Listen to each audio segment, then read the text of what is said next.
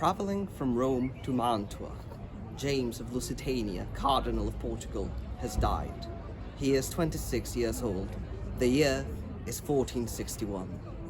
His dying wish being to be buried here in Florence, his uncle, the King of Portugal, commissions the construction of a funerary chapel to house his body. Here, in San Miniato al Monte, this place is to become one of the wonders of the Renaissance. Let us go inside.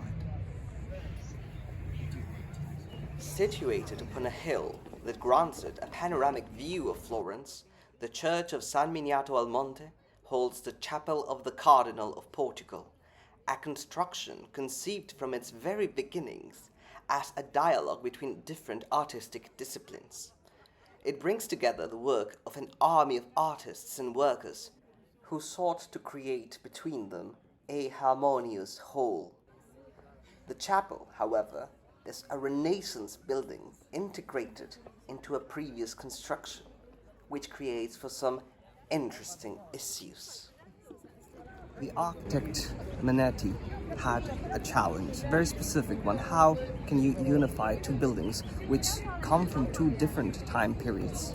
What he chose to do, was to repeat the motifs that we can find in the facade, specifically the arches, inspired by the Brunelleschi school of thought. These arches will be repeated throughout the inside of the chapel, creating a frame that harmonizes the facade and what's inside. Going into the church, one can see the chapel as the first opening to the left.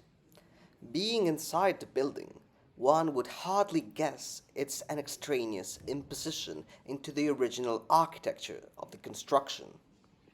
But if we look at the plan, we can clearly see how it protrudes from the whole.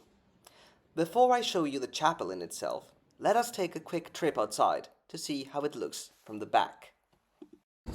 Here we are on the back of the chapel. As we can see, it's an entirely different building. There is indeed no harmony between the two styles. However, once one is inside, as we have seen, there is almost the illusion of a unified space, an ideal of the Renaissance. But let us go back inside. This architectural harmony is produced by the repetition of the arches from the facade, which we saw at the beginning of this video. This feature causes a sense of symmetry, but it is a mendacious symmetry. Look at the windows that let light into the building. You shall notice something quite curious. Only two of them are real. The third is indeed a blind window. The Virgin Mary with her child looks down from on high and embodies one of her attributes. She is, quite literally, the Finestra Caeli, the window of the heavens.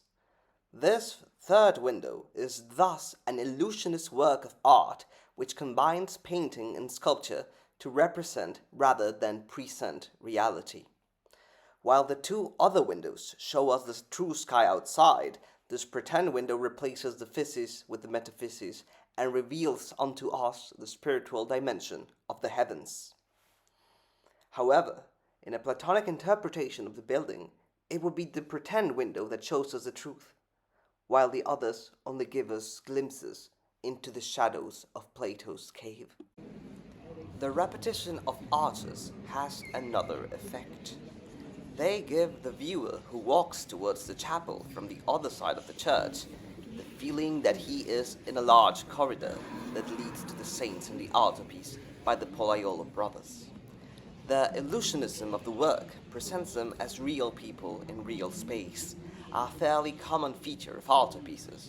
However, in this case, the effect is strongly intensified by the architectural elements of the chapel and the basilica, which work together and which place them at the end of a long corridor. They are, however, not at floor level, which is perhaps another Neoplatonic knot that emphasizes their sainthood. The entire chapel is the work of several artists, but all of them worked together to create a connected artwork. Here we see in this painting by the Pollaiolo brothers that of Saint Vincent, Saint Jacobus, and Saint Eustace. St. Vincent looks straight at us and includes the viewer into the composition. St. Jacobus looks at the Virgin, praying for the soul of the Cardinal, who is under it all. These connections, established by eye contact, seek to integrate the viewer into the composition, and thus located between the Virgin, the Child, and the saints, we become one more character. It is these gazes which force the altarpiece and the other artworks into three-dimensionality, into, as it were, a theatrical stage. We no longer can speak of the altarpiece, of the tomb or window singly.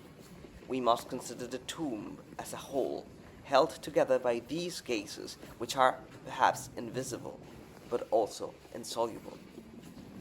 There is one more detail worth our attention.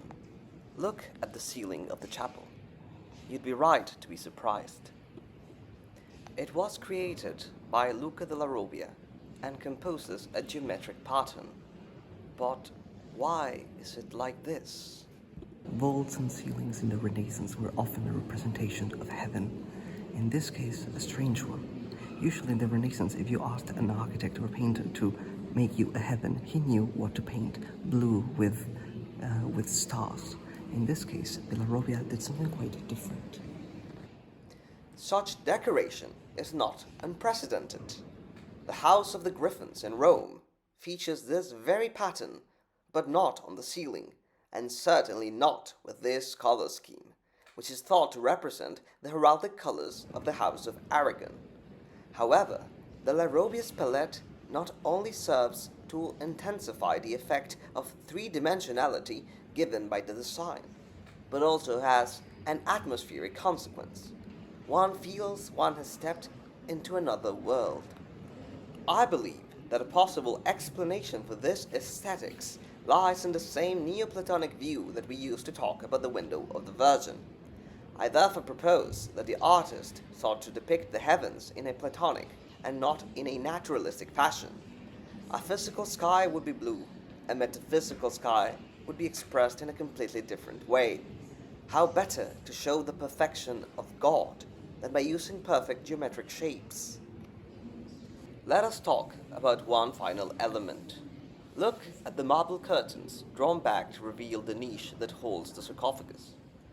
Now look at the painted curtains above the altarpiece. We go from sculpture, which is a true representation of volume, to painting, which is the illusion of volume.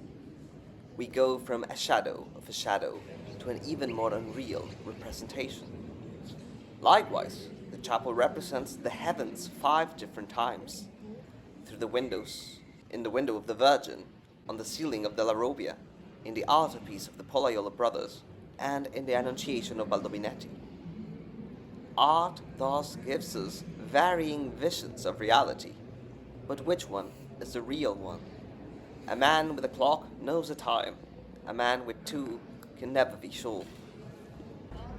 As we have seen, the chapel of the Cardinal of Portugal denounces art as a lie, the shadow of a shadow. It, however, admits and recognizes the power that it has to show us the truth.